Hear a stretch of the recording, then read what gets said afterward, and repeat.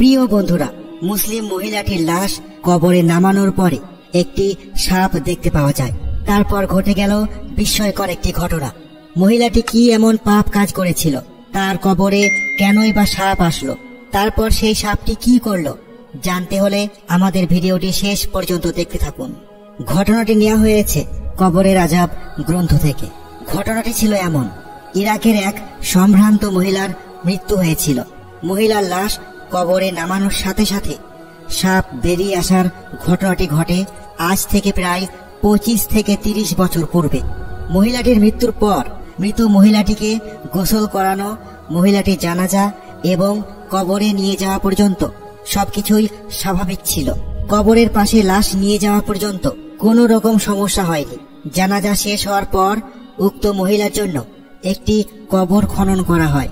কবর খনন করা শেষ হওয়ার পরে উক্ত মহিলার লাশ কবরের পাশে নিয়ে আসা হয়। মহিলার লাশটি কবরের পাশে নিয়ে আসার পর দেখা যায় কবরের ভিতর একটি অদ্ভুত রকমের বিষাক্ত ও ভয়াবহ সাপ রয়েছে। কবরের সেই বিষাক্ত সাপ দেখতে অত্যন্ত ভয়ঙ্কর ছিল, যা দেখে সবাই ভয় পেয়ে যায়। সাপটিকে তাড়ানোর জন্য সবাই অনেক চেষ্টা করল, কিন্তু কিছুতেই সাপটিকে তাড়ানো গেল না। গ্রামের সকল লোক ও জানাজায় উপস্থিত সকল লোক অন্য কোনো উপায় না পেয়ে কবরের পাশে অন্য একটি কবর খনন করতে শুরু করলো। দ্বিতীয় কবরে লাশ নামানোর পূর্ব পর্যন্ত কোনো সাপ, প্রাণী বা অন্য কোনো জন্তু কিছুই দেখা গেল না। কিন্তু লাশ নামানোর পূর্ব মুহূর্তে আবার দেখা গেল আগের কবরের মতো এই কবরেও বিষাক্ত সাপ বসে আছে। এরপর প্রথম ও দ্বিতীয় কবরের পাশে তৃতীয় কবর খনন করা হলো, কিন্তু সেখানেও পূর্বের মতো আরেকটি বিষাক্ত সাপ বসেছিল। ঘটনাটি যারা নিজের চোখে দেখেছিল তারা বলেছিল যে এভাবে 10টি কবর খনন করা হয়েছিল, কিন্তু প্রথম কবরের মতো প্রতিটা কবরেই কোথা থেকে যেন সাপ চলে আসতো।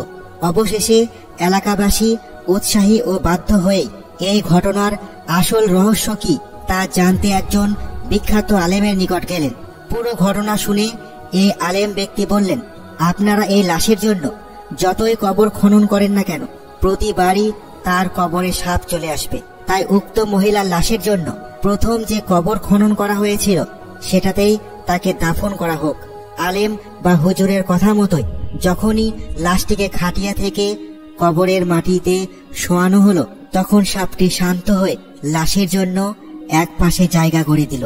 ইরাকের সুন্দরী মহিলার লাশটি কবরে রেখে মানুষ কবর থেকে উঠে যাওয়ার পর সাপটি লাশের মুখের কাপড় খুলে জিহ্বা পেঁচিয়ে ধরল। এই ঘটনাটি দেখে সবাই অবাক হয়ে বলা বলি করতে লাগলো, ঘটনা কি? কেন এমন হচ্ছে? লাশ দাফন করা লোকেদের মধ্যে ওই মহিলার স্বামীও ছিলেন। ওই মহিলাটির স্বামীকে সবাই জিজ্ঞেস করলেন, আপনার স্ত্রীর কবরে বিষাক্ত সাপ আসার কারণ কি? আপনি কি কিছু বলতে পারবেন? আপনি কি কিছু জানেন না?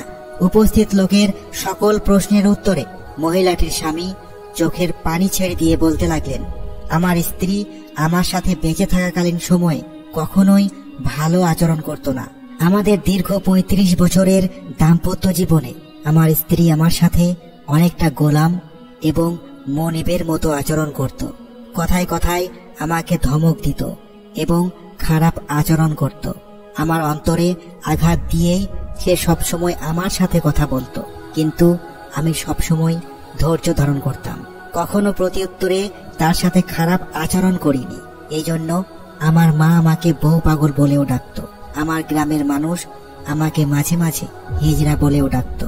সেই মহিলা স্বামী আরো বললেন, আমি আমার স্ত্রীকে এতটা ভালোবাসতাম যে তাকে আঘাত দিয়ে কথা বলা আমার পক্ষে সম্ভব ছিল না। তাই আমি তার কটু কথা সবসময় হজম করতাম, কিন্তু আমার এতে কষ্ট হতো। কথাগুলো বলেই সেই মহিলার স্বামী চোখ দিয়ে পানি ছেড়ে দিলেন এবং বলতে থাকলেন, আমি তো কখনো তাকে মুখে বদদোয়া দিইনি, তাহলে তার সাথে এমন হচ্ছে কেন? তারপর লোকজন বলতে লাগলো, আপনাকে কষ্ট দেওয়ার কারণেই আপনার স্ত্রীর আজ এই দুরবস্থা। আপনি বদদোয়া দেননি ঠিকই, কিন্তু একজন স্বামী হিসেবে আপনার অন্তরাত্মা কষ্ট পেয়েছে তার আচরণে। আপনার উচিত এখন তাকে মাফ করে দেওয়া আর তার জন্য আল্লাহর কাছে ক্ষমা প্রার্থনা করা।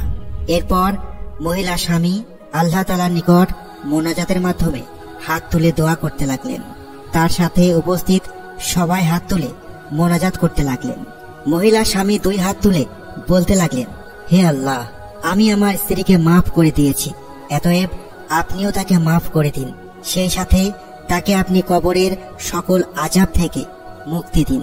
আপনারা হয়তো বিশ্বাস করবেন না, সেই মহিলার স্বামীর দোয়া শেষ হবার সাথে সাথে সেই বিষাক্ত ও ভয়ঙ্কর সাপটি কোথায় যেন হারিয়ে গেল। সকলের চিন্তা দূর হলো এবং সবাই স্বস্তির নিঃশ্বাস ফেলল। রাসূল সাল্লাল্লাহু আলাইহি ওয়াসাল্লাম বলেছেন, সেই প্রকৃত মুসলিম হতে পারে না যার জিহ্বা এবং হাত থেকে অপর মুসলিম নিরাপদ নয়। আমাদের মনে রাখতে হবে যে জিহ্বা দিয়ে যে আঘাত দেয়া হয় তা বিষাক্ত সাপের বিষ থেকেও আরো ভয়ঙ্কর। আমাদের শরীরের হাত দিয়ে আঘাত করলে সে ব্যথা কিছুদিন পরে ঠিক হয়ে যায়, কিন্তু জিহ্বা দ্বারা যে আঘাত করা হয় সে আঘাত কখনোই যায় না। জিহ্বার দ্বারা আঘাত মৃত্যুর আগ পর্যন্ত মানুষের অন্তরে থেকে যায়। তাই কাউকে কষ্ট দিয়ে থাকলে তাড়াতাড়ি ক্ষমা চেয়ে নিন। বিশেষ করে পিতামাতা অথবা স্বামীর অন্তরে কখনোই আঘাত দিয়ে কথা বলবেন না, কারণ তারা বদদোয়া দিলে আপনার জন্য তা অবশ্যই অনেক বড় ক্ষতির কারণ হবে।